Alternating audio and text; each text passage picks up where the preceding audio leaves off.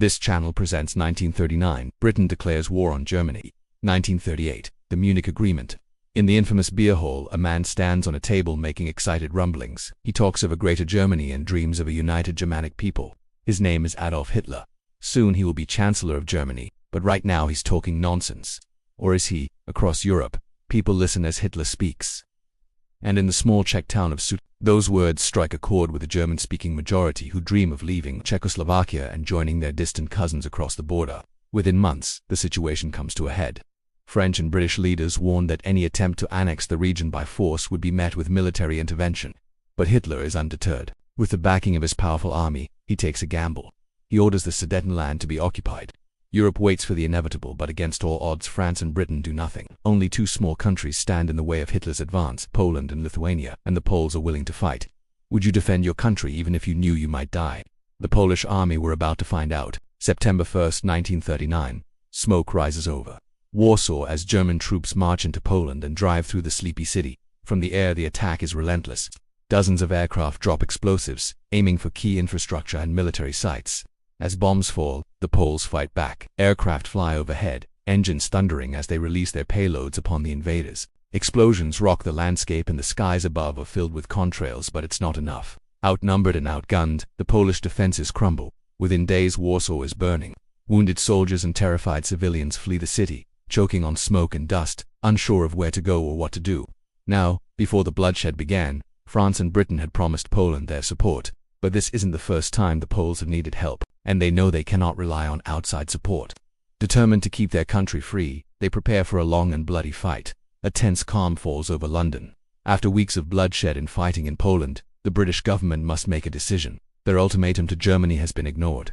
On September, Britain declared war on Germany. Now, while the war is raging in Poland, the British public are preparing for the worst. If you lived in Britain in 1939, how would you have prepared for war? Perhaps you would have joined the newly formed local defense volunteers, better known as the Home Guard. These were civilian volunteers, many of whom were too old to serve in the regular armed forces. Over 250,000 people signed up within days. At first, they were seen as a joke. Many were ill-equipped and training was minimal. But by the end of the war, they would play a crucial role. You could also have joined the Women's Land Army. More than ever before, food production on farms was vital to feed the nation, and women volunteered in their thousands. But perhaps the most important thing you could do was to follow the advice of the government.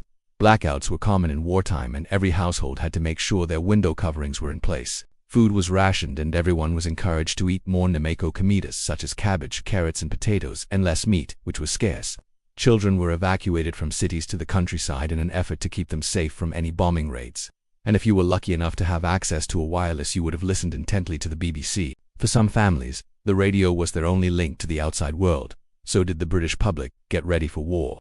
Well, let's ask Kenneth, a Londoner who woke up on September 3rd, 1939. Kenneth had woken up early, as he did every morning. He made his bed, put on his clothes and went downstairs to help his mother get breakfast. His father was already at work as a bus driver. He didn't need to worry about being called up to fight. No, this was a job that only men could do. Today was different though. His mum sounded worried. She told him to turn on the wireless and listen to what the announcer was saying. Could Britain really be going to war? Kenneth wondered. Suddenly, the announcer was telling everyone to stay calm, but Britain was now at war with Germany after the German invasion of Poland. Kenneth felt scared. His school would soon be evacuated. He would have to leave his friends and family behind and go somewhere unknown with strangers. But despite his fear, he was proud to be British and he knew that his country was doing the right thing. He would do his bit.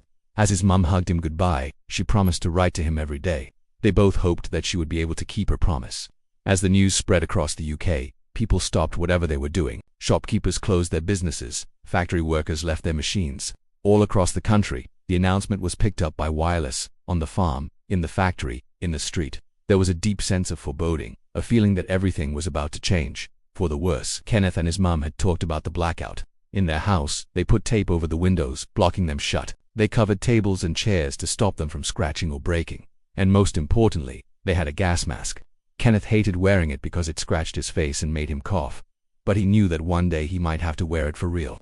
What about Mary? She's a nurse working at a hospital in Liverpool. While the war may feel a world away, she knows it won't be for long. She's busy helping patients as always. But when a bomb drops nearby, the situation could quickly change. Nurses rush to help casualties. The air raid ward is quickly filled with wounded and injured people. Some have lost limbs, others are burned beyond recognition.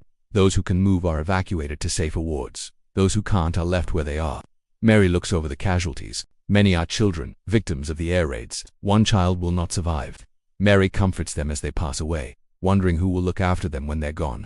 Meanwhile, the conflict rages in Poland. On September 27th, the Germans are nearing victory. As the war continues, the Poles are finding it harder and harder to hold out. Their ammunition is low and their equipment is destroyed. But despite the odds, they fight on. Suddenly, the Germans break through. The Poles are forced to retreat, abandoning their posts and fleeing for their lives. As they run, they hear the sound of tanks and guns following close behind. This is it. They think, this is where it ends for them. Will they survive? How long will Poland be able to hold out? What will happen next? Find out in the next episode. Coming soon,